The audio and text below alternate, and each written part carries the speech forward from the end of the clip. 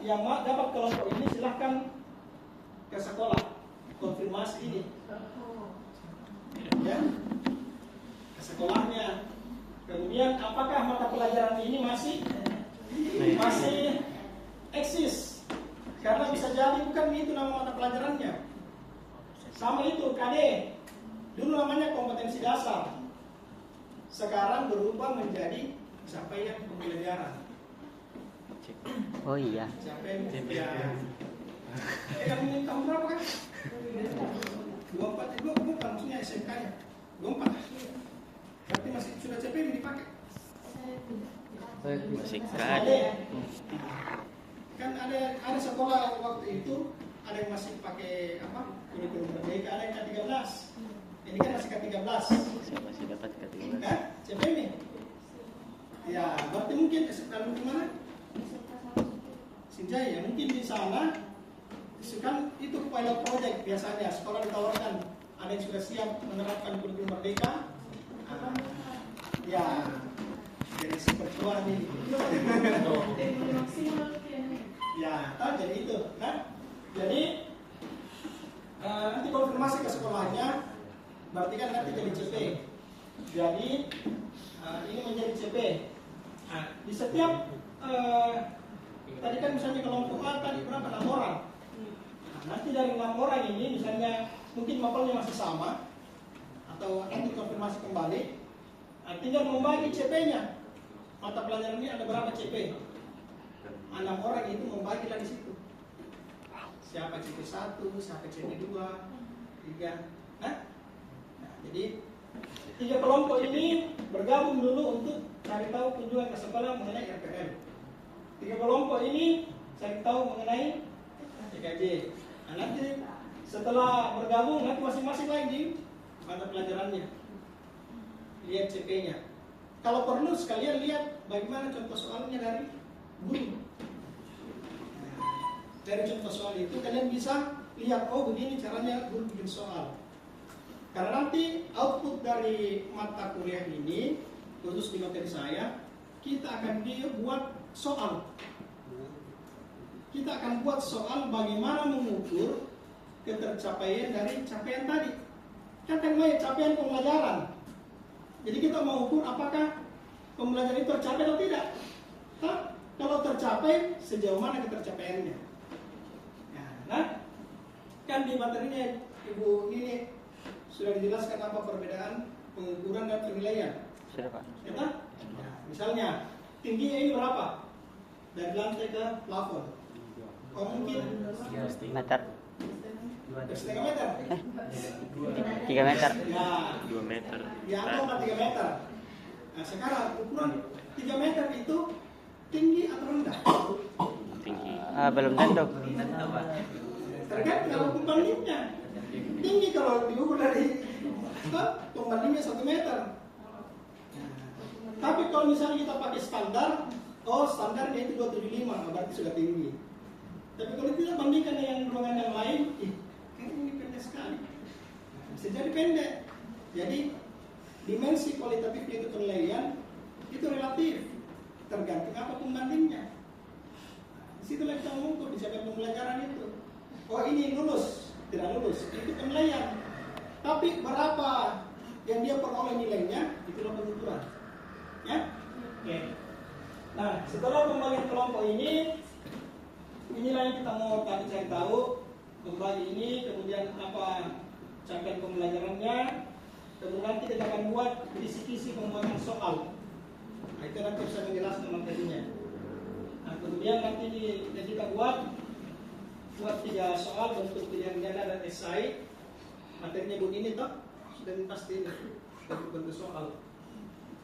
Kemudian kita fokusnya ke level kognitif. Kan yang diukur itu kognitif, Afektif, psikomotorik. Jadi kognitif itu head, afektif Hati. perilaku. Nah, kalau psikomotornya Gerakan. jadi 3H itu mungkin karena nama biasa kasih ini 3H, head, Head. heart, dan hand. Oh iya. 3H, Lah iya ya. head, Head. kognitif, afektif, Psikomotorik. Ya, oke. Nanti nama filenya disimpan seperti ini. Banyak itu yang rendah penilaiannya karena tidak sesuai petunjuk. Soal kelompok berapa timnya namanya. Nah, kemudian ini cara membuat tujuan pembelajaran. Jadi dari capaian pembelajaran itu kita harus membuatkan apa tujuannya. Ada 4 komponen pembuatan tujuan pembelajaran. Harus memenuhi ABCD. Rumusnya audience, information delivery. Jadi kalau contoh peserta didik, ini audiensnya. Mampu menentukan ini behaviornya, ini yang kita mau ukur.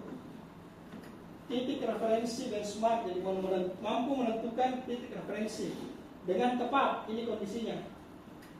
Melalui observasi terbalik. Ini harusnya kondisinya ini melalui observasi. Jadi kondisi itu adalah kegiatan apa yang akan dilakukan untuk mengukur itu. Jadi misalnya melalui tes, siswa dapat begini, melalui diskusi, melalui wawancara, melalui pembelajaran. Jadi kondisi per degree itu tingkat ketercapaiannya. Jadi itu tingkat ketercapaian misalnya dengan tepat. Jadi terbalik begitu dengan biru. Biru di sini. Berapa lama ikat? 3 jadi? Pak.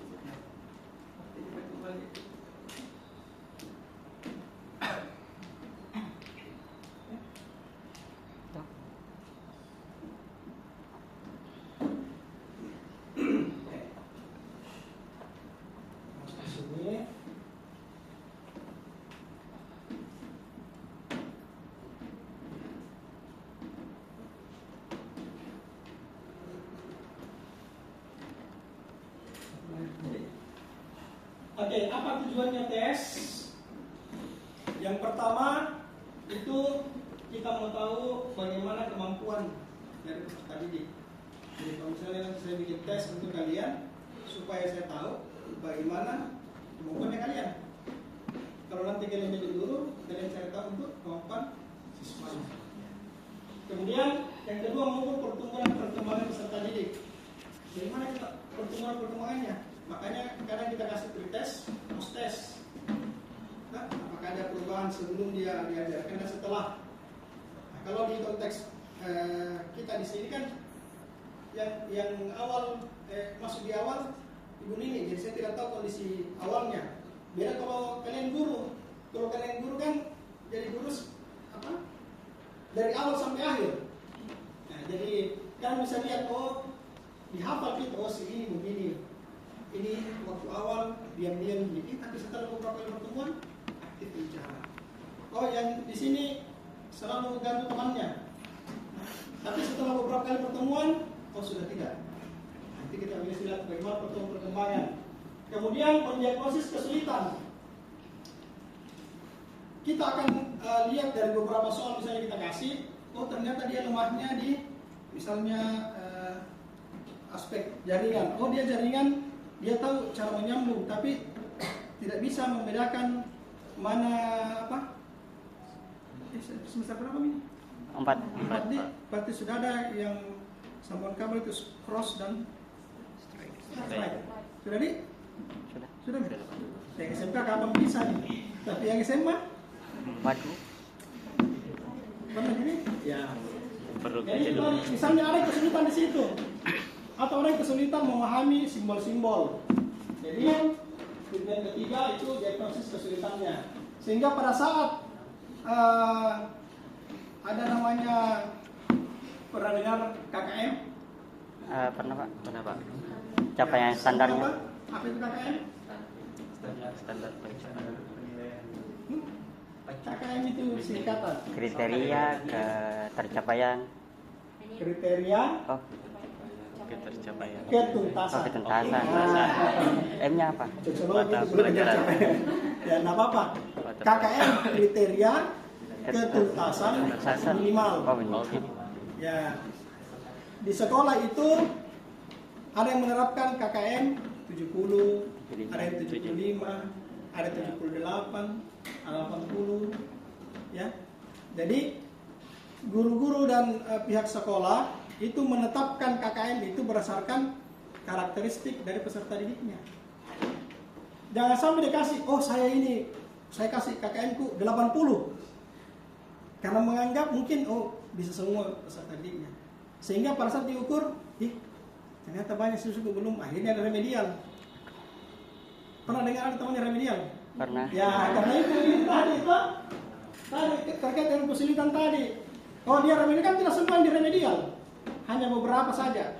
Nah, itulah tujuannya tes. Ya, jadi yang diremedialkan hanya bagian yang tertentu saja, yang peserta didiknya itu belum mampu di situ, yang masih kesulitan. Kemudian yang keempat, mengetahui hasil pengajaran.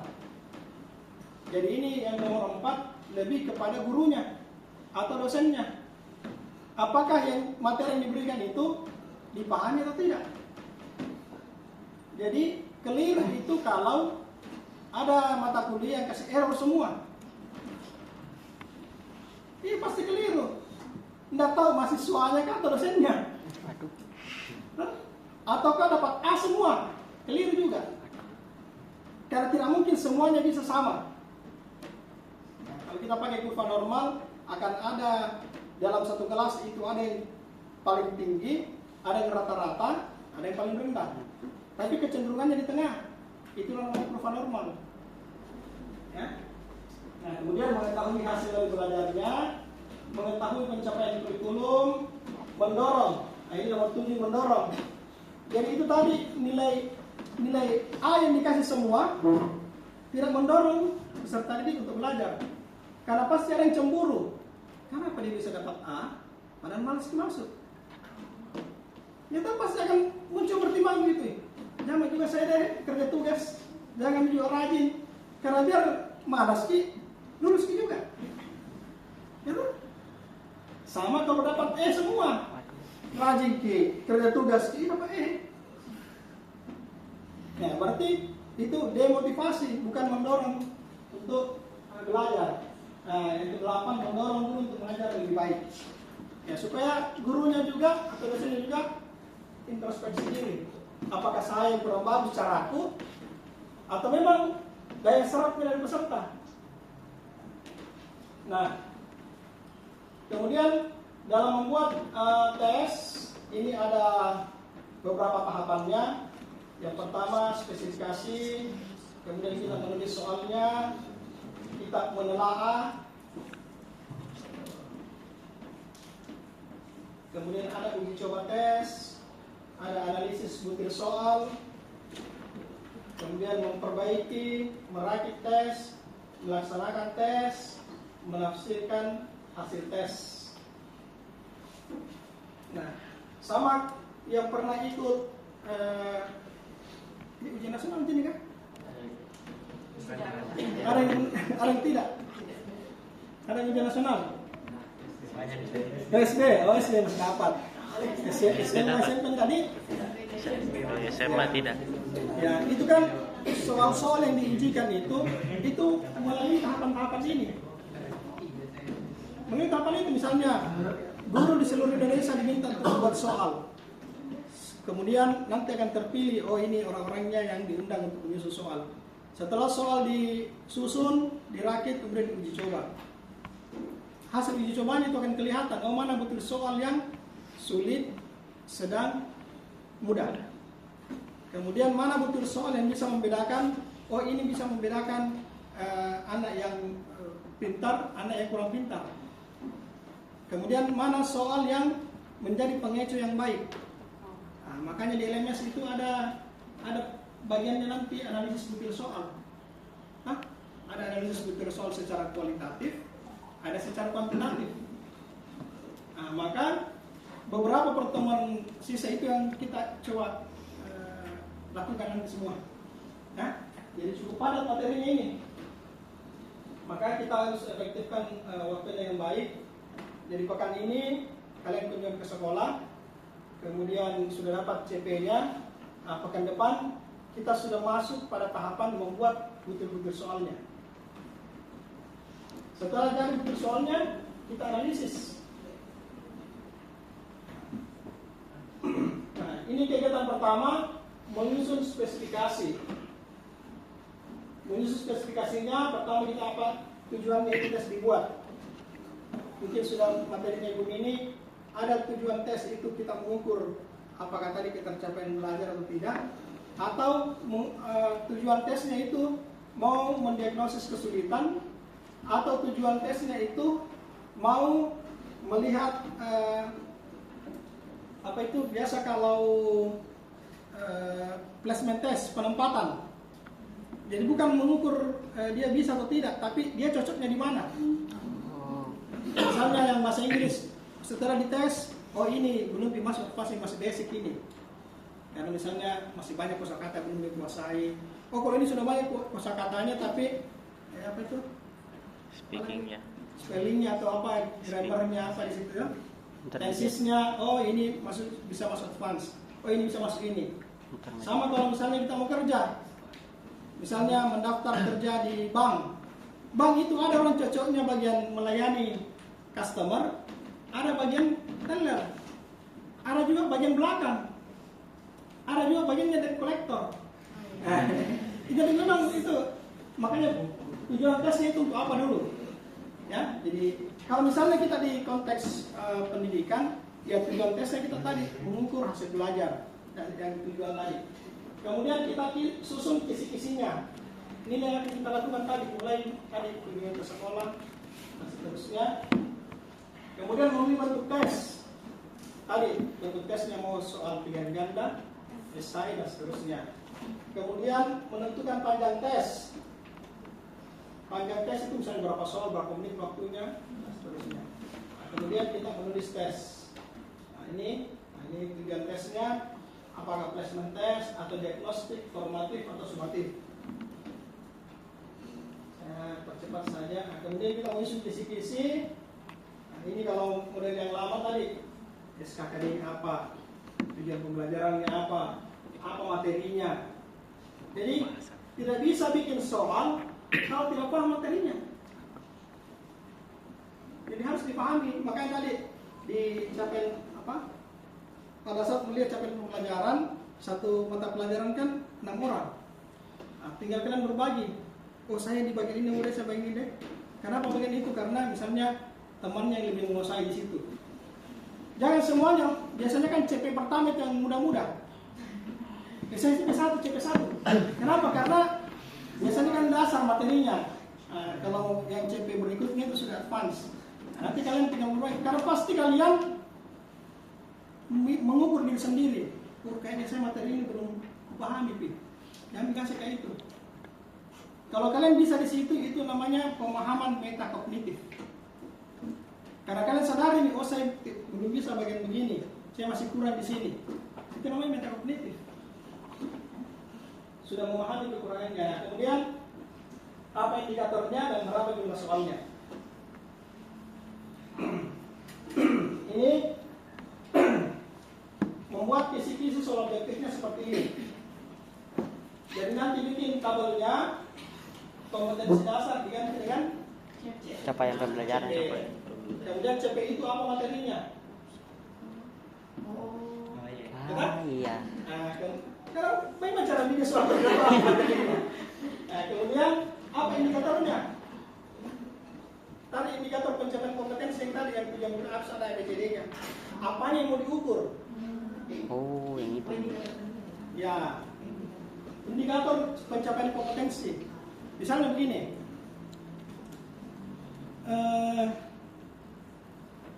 mungkin sudah dikasih sama Bu ini. Level kognitif kan C1 sampai C6. Betul? Ya, Pak. C1 apa? Mengingat. Ingat, Kemudian yang kedua, memahami, memahami. Baru menyerapkan, menerapkan. 4, mengevaluasi, analisis. 5, menganalisis, mengevaluasi, evaluasi. 6, menciptakan. mencipta atau membuat. Maka perhatikan di CP-nya. Dia di CP-nya itu dia kecenderungannya C1, C2, C3 atau C berapa. Jangan sampai di situ yang dia ambil misalnya menerapkan, ada kata menerapkan di situ. Kemudian yang dibikin soalnya jangan sampai kecenderungannya mengevaluasi. Terlalu tinggi Ki. Jadi membuat soal itu sesuai dengan itu tadi CP-nya. Ya, nah, misalnya ini ini apa? Tumbler. Nah, misalnya dia mau menerapkan membuat tumbler atau menggambar ini.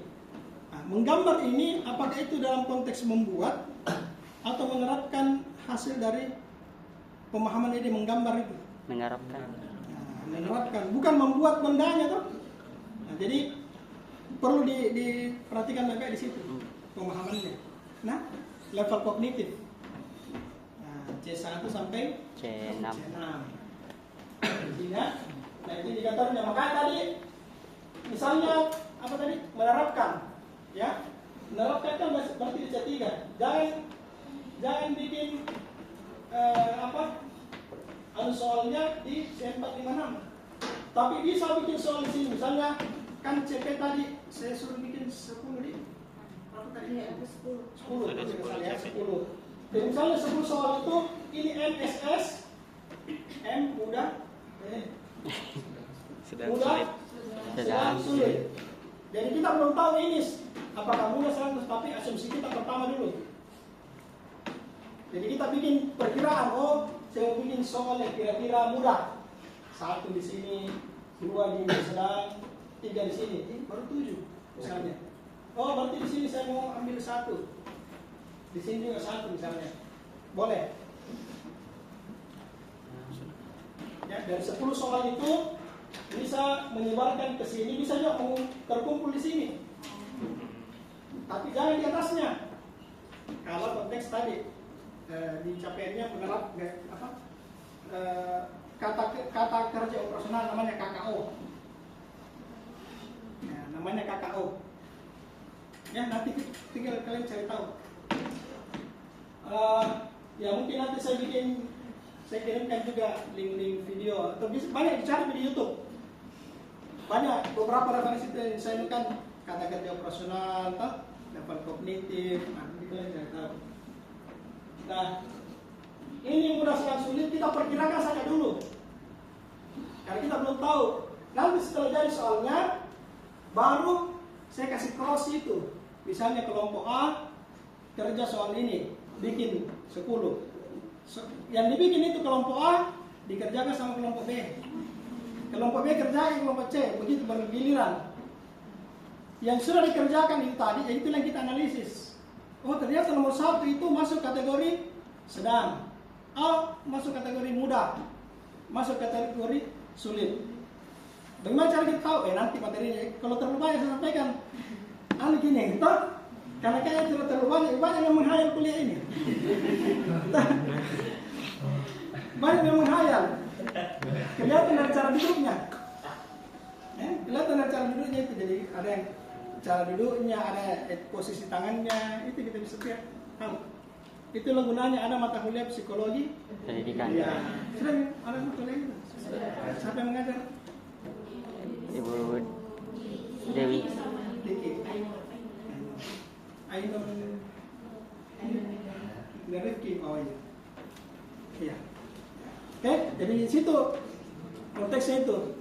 Makanya jadi guru itu susah. Susah. Makanya apa enteng? Ada yang bilang apa namanya? PTIKJ, apa bilang SPDJ. Ada J-nya. Dia tidak tahu ini prosesnya ada J-nya nih. Itu dia tidak tahu karena banyak kalau apa di mana PTK komputer Eskom tahu kan. Padahal prosesnya itu kan. Makanya dulu petugas mau berumo. Nah ini kita buat di sini. Ini kalau soal objektif yang pilihan ganda, ya. Kemudian kalau soal uraian, tidak ada pembagiannya tadi. Mudah, sedang, sulit. Kemudian di uraian tidak ada C1. tidak ada tes sana. Karena yang dites itu yang pemahamannya Pak. Ya, pemahaman itu tidak ada yang mengingat. Karena kecenderungannya kalau pilihan ganda Mengingat. tebak-tebak buah manggis. Aduh. Nah, itu salah satu kelemahannya itu. Tapi kalau kita bikin soal uraian, capek kita memeriksa. Karena harus kita baca satu-satu. Kalau pilihan ganda tinggal dilihat yang mana ada conteng. Oh, sekian salah, sekian benar. Ah, benar. Tapi pada saat pertama kali disusun, nah itu tadi prosesnya panjang Ki. Jadi soal ujian nasional, SBMPTN, prosesnya begitu. Nah, belum lagi tak masuk ke soal HOTS. Nah, nanti ada materinya itu. HOTS, High Order Thinking Skill. Wow. Nah, oke. Sampai di sini dulu. Siapa yang mau bertanya?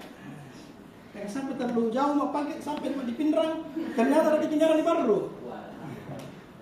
Silakan bertanyakan.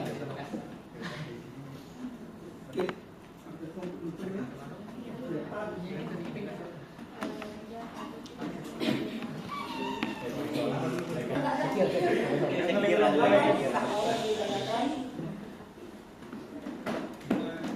Yang itu sampai di sini saja.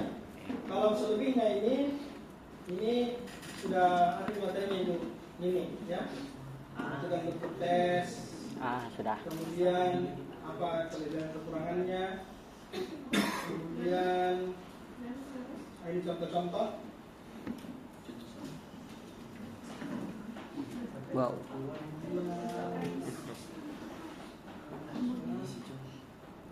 Contoh juga. Nanti yang materinya itu yang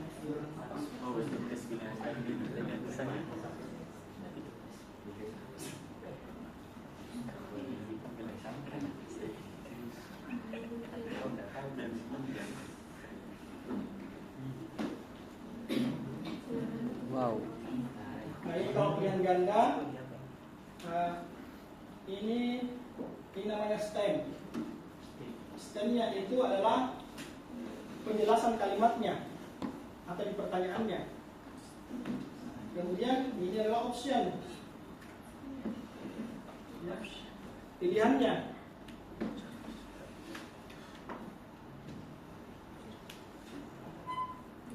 Kemudian di pilihan itu ada yang menjadi kata kuncinya, jawaban benarnya, ada yang menjadi distraktor atau pengecoh. Nah, makanya membuat pengecoh juga tidak asal-asal. Ya, karena kalau asal-asal di situ pasti bisa ditebak, pasti bukan ini. Biasa kalau kita dulu apa itu kerjakan itu bonus ini. Karena kelihatan sekali pasti bukan ini. Nah, berarti dia tidak bagus menjadi pengecoh. Ibaratnya kalau dulu ada itu reality show apa itu yang mungkin bukan jawabannya kalian karena mehek-mehek itu. Iya, dia mau dia uji anunya cowoknya. Dia uji cowoknya dengan cara dicarikan cewek untuk menggoda dia. Nah, jadi cewek penggodanya ini kalau asal ambil cewek penggoda pasti ditolak. Nah, itu tadi pengecoh. Penggoda ini. Penggoda. Apakah betul-betul dia bisa berhasil menggoda atau tidak? Nah, makanya ada juga analisisnya ini. Apakah dia menjadi penggoda yang baik atau tidak? Veteran atau cupu? Iya, karena sama setan yang menggoda ustaz pasti beda dengan setan yang biasa-biasa kan? Pasti beda godaannya.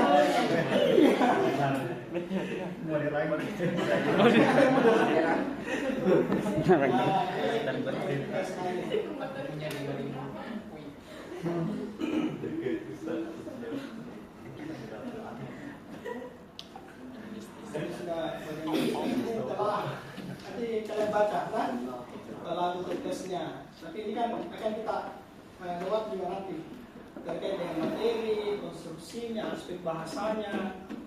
Nanti kalian akan rasakan ini pada saat bikin itu soal. Ternyata tidak gampang itu membuat soal itu. Karena mencari kata-kata apa yang cocok ini, pilihan apa yang cocok di situ. Kemudian situasi keilmuan. berkaitan dengan soal aspek bahasa dan komunikatif. Kemudian kualitas butir, itu tadi cara telah dan termasuk jawab. Itu tadi bukannya kelompok A, kelompok B, B ke C, C ke D, D ke A, seterusnya. Kemudian ini mengenai ukuran, hasil respon butir tadi. Varietas dan derivativitas ini yang kita akan lihat nanti.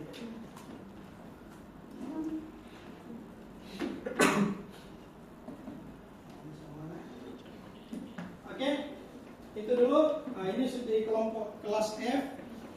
Sudah banyak yang minta tanda tangan katanya untuk observasi. Jadi apa? Surat. Ya surat.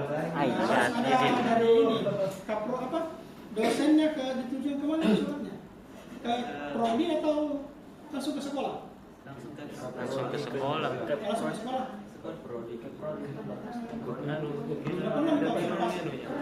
Kecuali kalau misalnya sebelumnya langsung ke sekolah. Ya, jadi tinggal kalian cari tahu RPL atau di mana. Setahu saya RPL itu ada di SMK 1 Makassar. Ini di mana? Di mana kata RPL-nya? Teraja.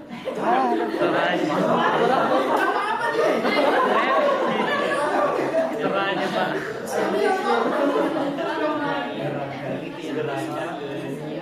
Ya, 6 kali 3 15 orang satu bus. Berangkat. Ya, nanti kalian bikin suratnya. Itu yang saya tahu RPL di situ. Kalau kita aja. Nah, kemudian TKJ kan banyak di TKJ kan. Oh iya. Memang program kalian yang paling banyak di seluruh Indonesia. Paling baik mahasiswanya. Iya.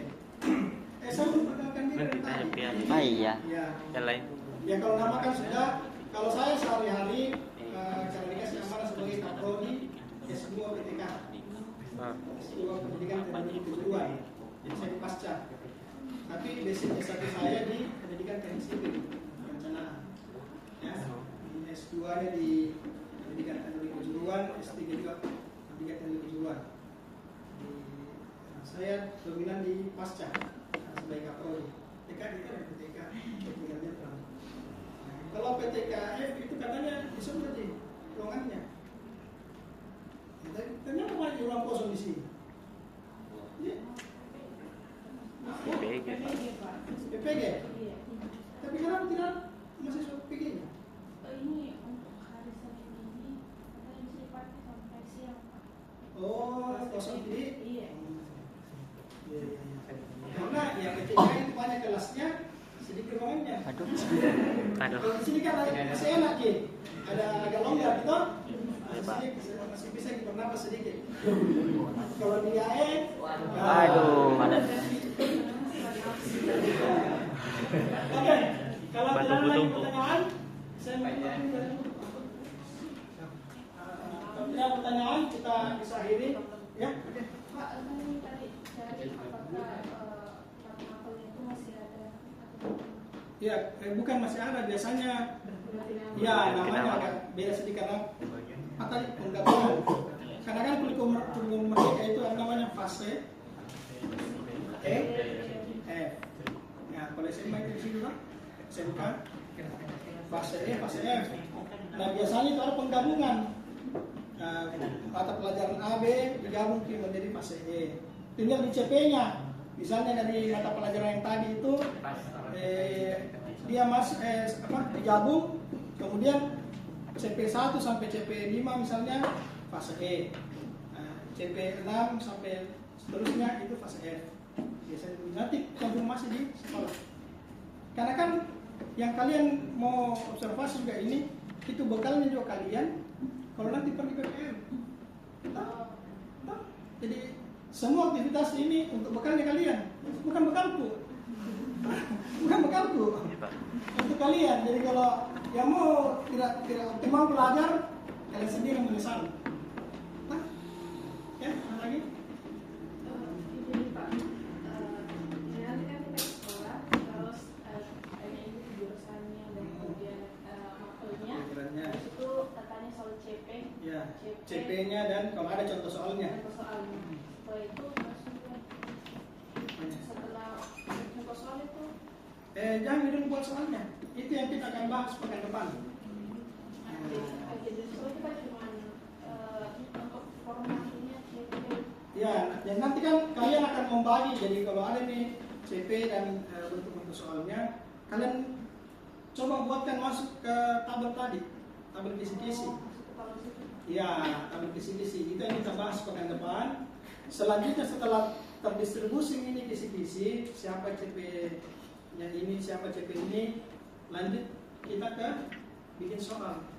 Jadi setelah pekan berikutnya itu bikin soal. Nah, pekan berikutnya lagi kita lihat itu soal-soalnya. Di situ kita telah secara kualitatif. Nah, setelah kita telah kualitatif, telah secara kuantitatif, itulah tadi yang ditukar-tukar. Langsung kita hitung, oh butir satu ini masuk kategori mudah, sedang, sulit. Nah, nanti berikutnya lagi mengenai kuantitasnya. Padat sekali tadi saya bilang. Kalau dulu ada proses asistensi, karena kita harus berhitung kapan kita mau ujian akhir semester. Kalau tidak salah bulan 5. Ada berapa itu? Tanggal 4. Akhir. Ya itu nih, berarti kan berhitung nih berapa kali pertemuan dihitung. Hah? Itu nih, artinya 6 kali pertemuan mungkin. Nah itu kita mau optimalkan.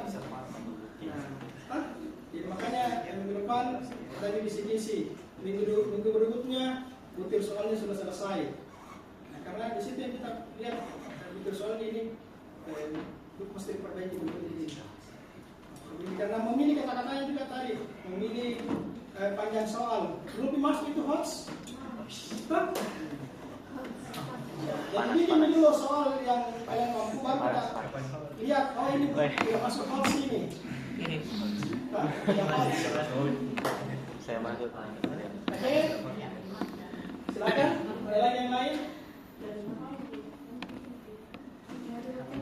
Nanti suruh cek lagi.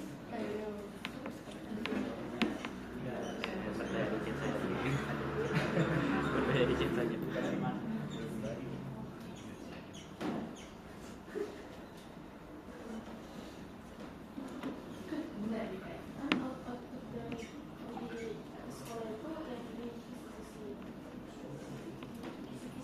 Ya. Ya, nanti kita sebut dulu. Sebagai bukti dari observasi Ya, ya, jadi nanti satu kelompok ini kan kisi-kisi tadi.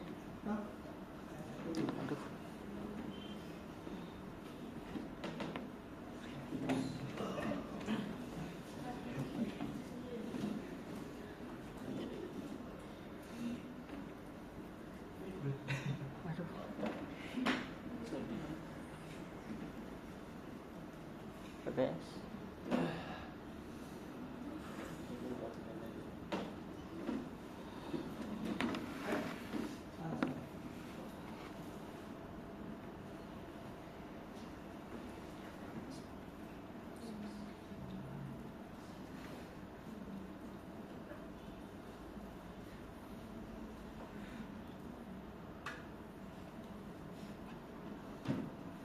Nah, setelah dapat mata pelajarannya di sekolah, kan ini CP-nya ada beberapa.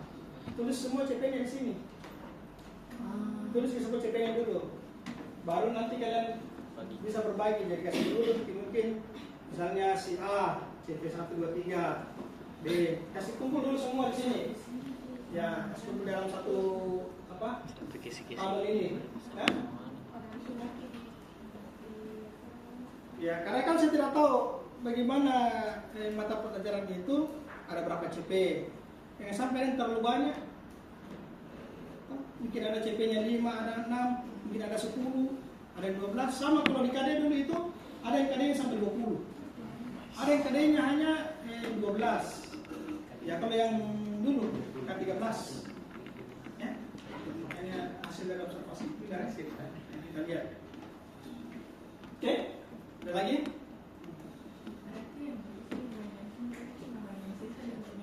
Ya sama materinya. Iya.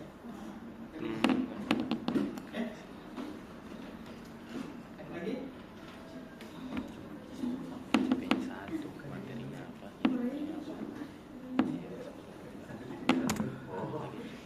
Oke, kalau tidak ada, ya. Nah. Ada kan? Ini pop yang keduanya kan itu sama kemarin. Iya, nanti kan kita akan bikin dua bentuk soal, objektif dan uraian. Nah, coba penjelasannya di tugas itu.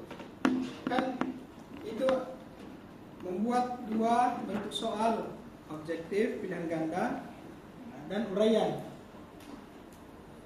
Akan berbeda secara prinsip, sama di pertanyaannya. Cuma satu pertanyaan untuk meminta pilihan, satu pertanyaan untuk menguraikan itu. Jadi secara prinsip sama dia punya pertanyaan. Makanya supaya kalian punya kemampuan di situ. Bikin soal pilihan ganda, bikin juga soal uraian. Jadi kalau lagi malas-malas bikin soal, biasanya langsung bikin soal uraian. Coba melihat dosen-dosen, akan kelihatan kalau bikin soal yang cepat dia bikin, tapi dia pusing setelahnya. Bayangkan kalau 36 orang ini diperiksa satu-satu, satu mata kuliah. Jadi kalau 5 mata kuliah yang diajarkan, nah, makanya stres kita mengajar PTK. Dia mau dosen-dosen di situ. banyak kelasnya, banyak mahasiswanya. Masih mending kalau kita mengajar di yang kelas lain, karena ada yang hanya 25, ini kan 36, 35. Jadi mulai bikin soalnya, diperiksa, input nilai lagi. Ini nilainya si A, si B, si C, diinput satu-satu. Dan kalian akan rasakan nanti kalau jadi guru. Pada saat ujian akhir semester itu begitu, masuk pengisian rapor. Makanya biasanya orang menerapkan penilaian berbasis proses tadi. Dan di proses awal sudah terkumpul nilainya. Oh, nilai tugas 1 itu ada nilainya, tugas 2 ada nilainya, ada nilainya, UAS tinggal masuk nilainya. Jadi ada nilai langsung rata-ratanya. Jadi guru itu atau dosen itu mereka tidak memberi dalam tanda petik nilai. Karena yang memberikan nilai itu kalian sendiri. Guru itu hanya merekap ini. Berapa jumlah ini, rata-ratanya berapa, oh dapat ini gini. Jadi yang kasih nilai itu kalian sendiri. Dari proses tadi, ya mungkin ini harusnya sudah dijelaskan itu. Berapa bobotnya untuk tugas, berapa bobotnya ke aktivitas, berapa bobotnya UTS, dan seterusnya. Kita hanya merekap itu rata-ratanya. Oh, kalau rata-rata sekian Ki, dapat A. Rata-ratanya sekian, dapat B, dan seterusnya. Ya? Oke, ada lagi? Ya, mulai pusing. Bagus gitu kalau sudah mulai pusing. Iya, itu berarti kalian masih eksis. Aku berpikir maka aku ada. Bagaimana cara kita tahu lagi berpikir atau lagi menghayal? Saya tidak tahu. Bagaimana cara yang saya tahu kalau siapa namanya? Siapa? Helmi. Lagi berpikir atau lagi menghayal?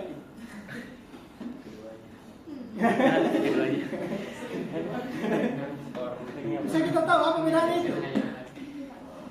Nah, nanti baca buku bahasa tubuh. Ada bukunya bahasa tubuh, karyanya Alan Pease. Nah, di mana posisi tangannya itu kalau di muka pada saat dia mengamati begini kah, atau begini kah. Duduknya itu sandar ke kursi atau condong ke depan. Iya. Duduknya dia menyilang begini atau terbuka. Hah? Ada maknanya itu. Jadi mumpung kalian masih muda itu pelajari itu banyak hal. Karena ya kalian akan manfaatkan juga nanti. Ya, banyak membaca. Oke, kalau tidak ada, maka bergeser ke tangan tamu. Ada yang lagi di sana.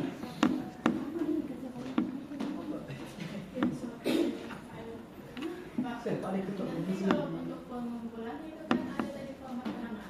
Itu dikumpulkan per individu atau Individu. Oh, ya. Karena yang dikumpulkan itu bentuk soalnya. Tapi mulai dari dikumpul mulai tadi kisi-kisinya. Mulai dari kisi-kisi. Nah, di kisi-kisinya itu kan memang per kelompok. Tapi di sini ditandai, oh bagian saya tuh ini. Nah, CPI ini ya, CPI itu lah kemudian ada turunannya. Soalnya. Gitu. Hah? Jadi jelas nih, kenapa soalnya begini? Oh karena ini CPI-nya.